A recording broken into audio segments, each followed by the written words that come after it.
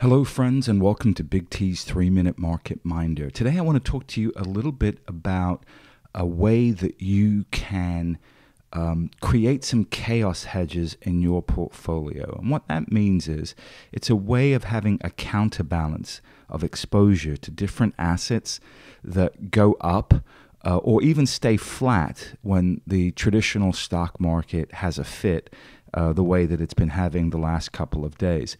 This is a chart here of the S&P 500, and you can see this action here. This was May 17th.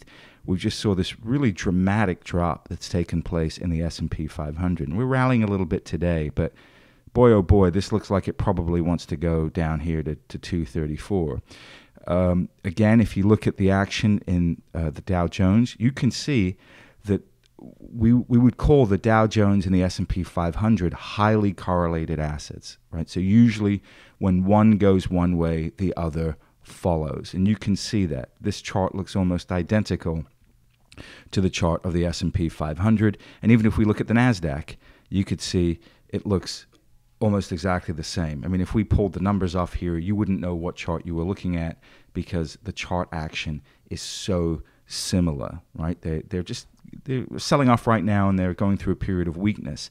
This is true for stocks. Stocks are a highly correlated asset.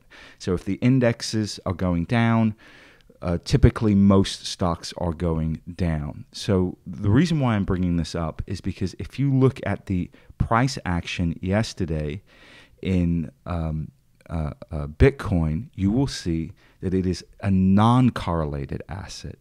And that makes it a chaos hedge against more traditional assets like stocks. So for instance, May 17th, instead of going down, Bitcoin ran from $1,696 a Bitcoin up to today, $1,841 per Bitcoin, right? So the reason why I'm bringing this up is that I believe everybody should have at least a little bit of Bitcoin in their portfolio.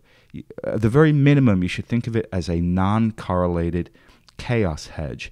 And I'm not the only person that views it this way. The International Bank of Settlements, right, the BIS, which handles trillions of dollars worth of settlement transactions annually, they've even come out and they've recognized Bitcoin as one of the greatest non-correlated assets out there. It doesn't matter what happens in the gold market. It doesn't matter what happens in the property market. It doesn't matter what happens in the stock market or the currency market.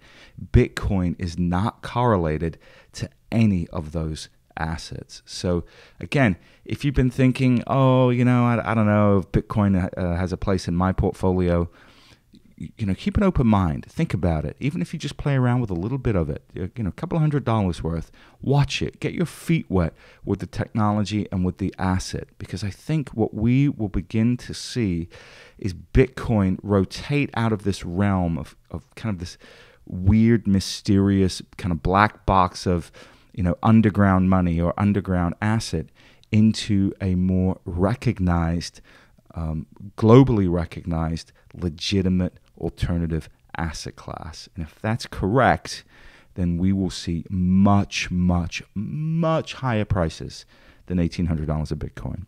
All right, friends, that is enough out of me. I will catch up with you in the next video. And I want you to always remember, let the game come to you.